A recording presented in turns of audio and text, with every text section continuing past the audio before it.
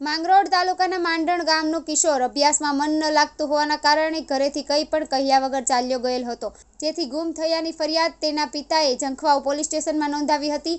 તપાસ દરમિયાન કિશોર જંગલના રસ્તા ઉપર પસાર થતી રેલવે ટ્રેક ઉપરથી મળ્યો હતો। પ્રાપ્ત માહિતી મુજબ માંડણ ગામના ધ્રુવીલ કુમાર રાજેશભાઈ વસાવા ધોરણ 9માં અભ્યાસ કરે છે। ગતરોજ ધ્રુવીલ કંઈ પણ કહ્યા વગર ઘરેથી નીકળી ગયો હતો, જે સાંજ સુધી પરત ઘરે ન ફરતા ઘરના લોકો તેની આજુબાજુ વિસ્તારમાં શોધખોળ કરી હતી, પરંતુ ક્યાંય પણ તેનો પત્તો ન લાગતા બાળકના પિતા રાજેશભાઈને તેની ફરિયાદ ઝંખવાવ પોલીસ સ્ટેશનમાં નોંધાવી હતી। ઝંખવાવ પોલીસ સ્ટેશનના પીએસઆઈ એસ.એમ. પટેલ દ્વારા ટીમ બનાવી બાળકની શોધવા માટેના પ્રયાસ હાથ ધર્યા હતા, જે દરમિયાન ગુમ થયેલ કિશોર પાતલદેવીના જંગલ વિસ્તારમાંથી પસાર થતી રેલવે ટ્રેક ઉપર જોવા મળ્યો હોવાની જાણ થઈ હતી।